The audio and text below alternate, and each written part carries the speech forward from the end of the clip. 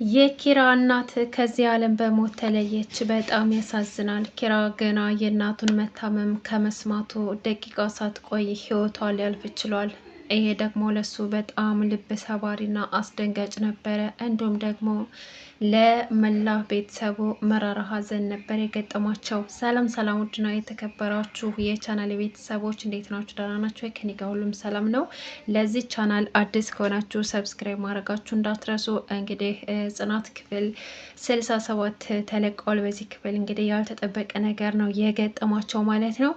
እንግዲህ ኪራና ጽናት ሰርጋቸውን ለመሰረግ ድብንቅ እያሉ እንዲሁም ቬሎና ሱፋቸውን መረጣ ሂደው ሱቅ ሄደው እንግዲህ ልብሳቸውን መርጠው በጣም ተደስተው እየጨፈሩ ከጓደኞቻቸው ጋር ከናሆሜ ጋር ከምሩዬ ጋር እንዲሁም ደግሞ ከሰኒ ጋር ዝንጥ ብለው ለብሰው የሙሽራ ልብሳቸውን ለብሰው ደስተኛ ሆነው እያሳለፉ እንዲሁም ደግሞ የኪራ አባት ለሰርጉ እንግዲህ እየተዘጋጁ መደረግ ያለበትን ነገር ሁሉ እያደረጉ እንዲሁም ደግሞ ቤታቸውንም አሳድሰው ሶፋዬ ሳይቀር ሁሉ ቀይረው ነበር እንግዲህ በባለፈው ክፍል ያለቀው።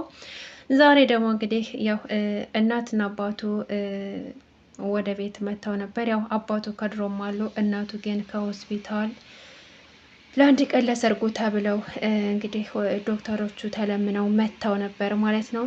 እና ናሆሜና ምሩም ደግሞ ኪራን እናት ሲጠብቁ ቆይተው ሳያገኟቸው ስላመሹ ሄዱ ወደ ቤታቸው። ከዚያም በኋላ እንግዲህ የኪራ እናት ከመጣች በኋላ ኪራና ጽናት በጣም ደስ ብሏቸው ስለ ሰርጋቸው እና እንዲሁም ደግሞ ኪራ እናቴ ለብዙ ዓመታት ስትጠብቂውና ስትጓጉለት የነበረው ዛሬ እንግዲህ ይፋ ላድርግልሽ እምወዳት ጽናት ባለቤቴ ልትሆን ነው፣ ጽናት ላገባት ነው፣ የኔ ሙሽራ ጽናት ናት ብሎ ለእናቱ አስታወቃት። የኪራ እናትን በጣም ደስ ብሏት እሰይ የኔ ልጅ እልልል እያለችም ደስታዋን ገለጸች። በጣም ተደሰተች። ጽናትንም ልክ እንደ ልጇ ስለምትወዳት ጽናት የኪራ ሚስት በመሆኗ በጣም ደስተኛ ሆና ፈጣሪዋንም ስታመሰግን እንዲሁም ደግሞ ልጇንም ስታመሰግን እንኳንም ለዚሽ ቀን ደረስኩኝ፣ እንኳንም የልጄን ደስታ ላይ ነው ፈጣሪ ላንተ ምን ይሳንሃል? የኔ መድኃኔዓለም ላንተ ምን ይሳንሃል? ገና ደግሞ ፍሬውን ታሳየኛለህ እያለችም እየጸለየች ነበረ። ጽናትም እንግዲህ ያው የኪራ እናት ደስተኛ ስለሆነች በሷ እሷን በጣም ደስ ብሏት ነበረ።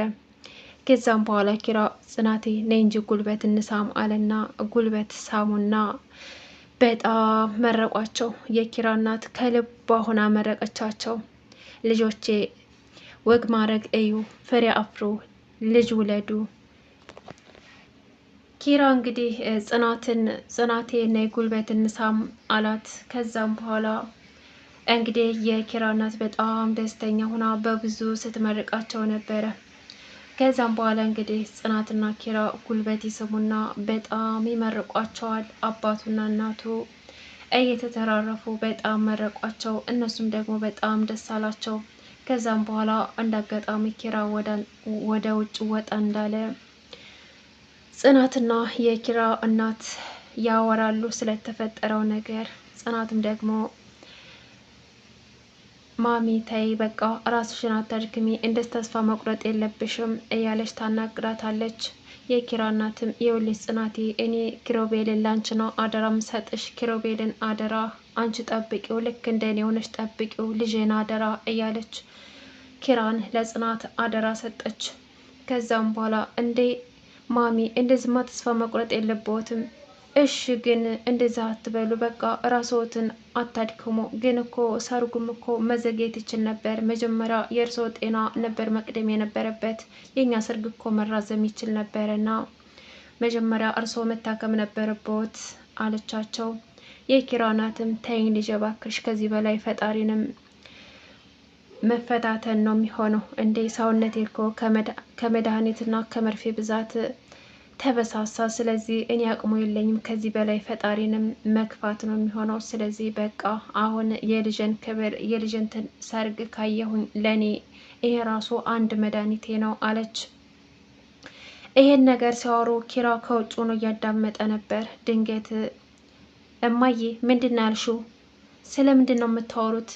እያንዳንዱን ያወራችሁትን ሁሉ ሰምቻለሁ። ደግሞ አባዬ በዚህ ቀን ታገባለህ ብሎ ሲለኝ የሆነ ነገር እንዳለ ጠርጥሬ ነበር። ምንድነው? ምንሽን ነው የሚያመሽ? ብሎ በጥያቄ አፋጠጣት። እናቱም ወይኔ ጉዴ የፈራሁት ቀን ደረሰ አለችና በጣም ደንግጣ ልጇን ለማረጋጋት ብትሞክርም እሱ ግን ሊረጋጋ አልቻለም ነበር። ምንድነው ያመመሽ? ህመምሽን ንገሪኝ እያለ በጥያቄ መጮህ ይጀምራል። ጽናትም ኪራዬ ተረጋጋ፣ በቃ ተረጋጋና ሁሉንም ትሰማዋለህ፣ ግን እንደዛ አትሆን እባክህን ተረጋጋ ማለት ትጀምራለች። ኪራም ደግሞ ምንድን ነው የምረጋጋው? እናቴን እኮ አሟታል። ስለምን እንዳመማት እንኳን እስካሁን ድረስ የነገራችሁ ነገር የለም። ቆይ እኔ ሰው አልመስላችሁም እንዴ? ነው ወይስ ደግሞ ለዚህ ብቁ አይደለሁም? እኔ ኃላፊነት የምሸከም ሰው አይደለሁም እንዴ? እንዴት ነው የምታዩኝ? እንዴት የእናቴ መታመም ደበቃችሁኝ? እያለ መጮህ ይጀምራል። ከዛም በኋላ እንግዲህ የኪራ እናትም እሷ ላይ አትጮህባት፣ እኛ እኮ ዝም በይ ብለናት ነው፣ አሁን ተረጋጋ ልጄ እያለች ልጇ ልታረጋጋ ብትሞክርም ኪራ ግን በጣም ተበሳጭቶ ስለነበረ አባትየው መጣና ደግሞ ዛሬ በሰርጉ ዋዜማ ምንድን ነው የሚያጨቃጭቃችሁ? የተፈጠረ ነገር አለ እንዴ? አለ። ኪራም ደግሞ አባዬ ማሚ እንዴት ታመመች ታውቃለህ አይደለ? ምንድን ነው ህመሟ? እንዴት አልነገርከኝም? እንዴት ትደብቀኛለህ አባቴ? እያለ ሲጮህበት ይኸውልህ ኪራ ተረጋጋ፣ እኛ ይህን ሁሉ ነገር የደበቅንህ ለአንተ ብለን ነው፣ አንተ እንዳትጎዳና አንተ ይህን ነገር መቋቋም ስለማትችል ነው። ጽናት ደግሞ እኛ እንዳታዋሪ ስላልናት ነው እንጂ ሌላ ነገር አስብ አይደለም። ይኸውልህ ልጄ እናት የጭንቅላት ካንሰር ታማሚ ናት። ለ3 አመት ብቻዋን ስትታገል ኖራለች። አንተ ሳትሰማ ብቻዋን ስትታገል ነበር። አሁን ግን አሸነፋት፣ ተሸንፋለች፣ ተስፋ ቆርጣለች። ስለዚህ ከመሞቷ በፊት ያንተን ዓለም ማየት ትፈልጋለች ብሎ ነገረው። ኪራ መሬት ነበረች የከዳችው። በጣም ደንግጦ ነበር። ምን ማለት ነው? እንዴት ሊሆን ይችላል? እንዴት የእናቴን መታመም እንዴት ትደብቁኛላችሁ? ይሄ ለእኔ ይገባል ወይ? ለእናቴ እንዴት ሳልደርስላት እንዴት ነው የምታስቡኝ? እናቴ የዚህን ያክል ታማ በጭንቅላት ካንሰር እየተሰቃየች እንዴት ዝም ትሉኛላችሁ? እያለ ቤቱን በጩኸት አቀለጠው። በጣምም አለቀሰ። ኪራ በጣም ተጎድቶ ነበረ። የእናቱን ህመም የእናቱን በሽታ ሲሰማ በጣም ደነገጠ። የሚያደርገው የሚያነሳው የሚሰራው ሁሉ ነገር ሁሉ ጠፋበት፣ ጨለመበት። ሁሉም ነገር ጨለመበት። እሱ ሰርጉን ሲጠብቅ ነገር ግን የእናቱን መርዶ ሰማ። በስተ መጨረሻም ኪራ እንደዛ ሲናደድ የኪራ እናት እራሷን ትስትና ትወድቃለች። ከዛም በኋላ እማዬ እማዬ እያለ ጽናትን ተረጋጋ ስትለው በጥፊ ደርግሟት ነበረ። በጥፊ ሲመታት ነበር የኪራ እናት እራሷን ስታ የወደቀችው።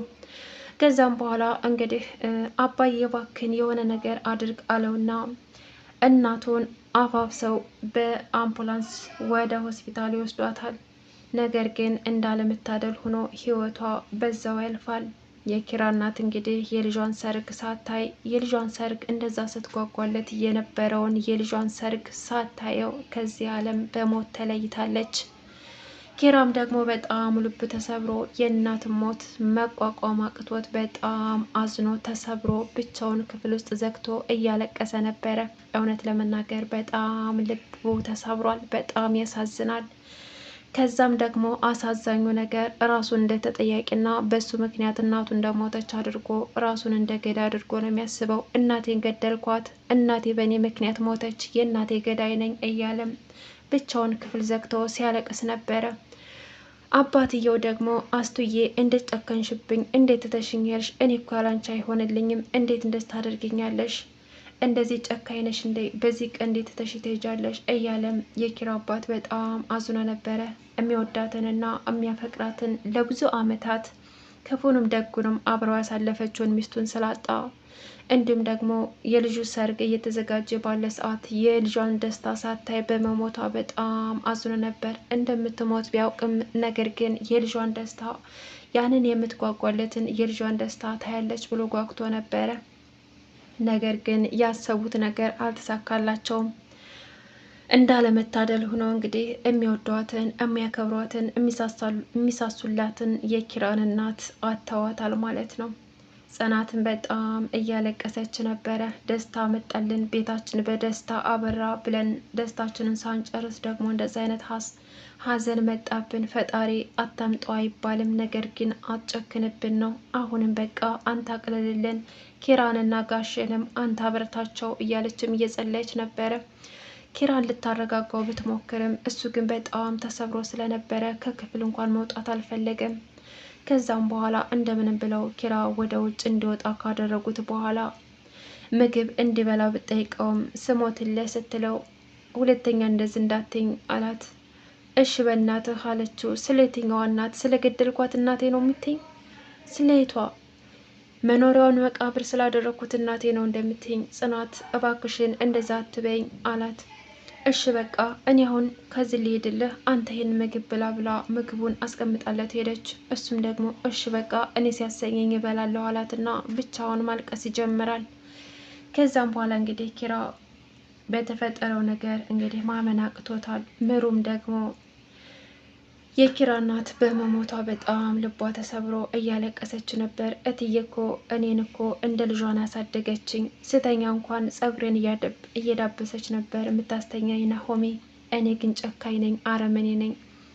ይህን ያክል በህመም ስትሰቃይ አንድ ቀን እንኳን ምንድን ነው የምትፈልጊው? ምን ጎደለሽ? ምን ላምጣልሽ? እንኳን ብያት አላቅም። እኔ ጨካኝ ነኝ እያለችም እያለቀሰች ነበረ። ናሆሜ እንግዲህ ሊያረጋጋት ቢሞክርም እሷ ግን ልትጽናናለት አልቻለም። ተኝ ቢላትም እንዴት ልተኛ? አይኔስ ጨፍነው እኮ እትዬ ናት የምትመጣብኝ እያለችም ነበረ። እንግዲህ ጽናት እንግዲህ ቤት ውስጥ ኃላፊነቱን ተሸክማለች። አሁን ለቅሶኛም ሲመጣ እሷ ናት የምታስተናግደው። የቤቱንም ስራ እሷ ላይ ነው። ምንም ማድረግ አይቻልም። አሁን ላይ ለኪራ ያለችው አንድና አንድ እሷ ብቻ ናት። አባትየው ደግሞ ኪራን በቃ ካሁን በኋላ አያምነኝም፣ የኔዝ መቆየት ከንቱ ነው፣ እንደዋሸሁት ስለሚያውቅ ካሁን በኋላ ልጄ አይቀርበኝም፣ መሄድ ይኖርብኛል። እንግዲህ እሷም 3 ቀን ሆኗታል። እኔም በቃ ልሄድ ወደ ስራ ቦታዬ፣ እዛው ይሻለኛል ብለው ለመሄድ ወስነዋል። እንግዲህ ኪራ በጣም ስለተጎዳ ናሆም የሆነ ዘዴ ይፈጥርና ወደ ውጭ ዞት ሂዶ እንዲጽናናና በቃ እንዲስቅ ያደርገዋል። ያለበትን ጭንቀትና ሀዘን እንዲወጣ ያደርገዋል። ውድና የተከበራችሁ የቻናል ቤተሰቦች እንግዲህ በዛሬው ክፍል በተፈጠረው ነገር ሁላችንም አዝነናል። ኪራ በጣም ተሰብሮ ነበር። በጣም ያሳዝናል። የገጠማቸው ነገር ደስታቸውን ሲጠብቁ ሀዘን በገጠማቸው ነገር በጣም ልብ ይሰብራል። ለዛሬ ያስኩላችሁ ጽናት ክፍል 67 ይሄን ይመስል ነበር። በቀጣይ ቪዲዮ እስከምንገናኝ ድረስ በያላችሁበት ሰላማችሁ ብዝት ተረፍረፍ ይበልልኝ እያልኩኝ በዚሁ ተለያችሁ። አመሰግናለሁ። ለቻናሌ አዲስ ከሆናችሁ ሰብስክራይብ ማድረጋችሁ እንዳትረሱ። አመሰግናለሁ።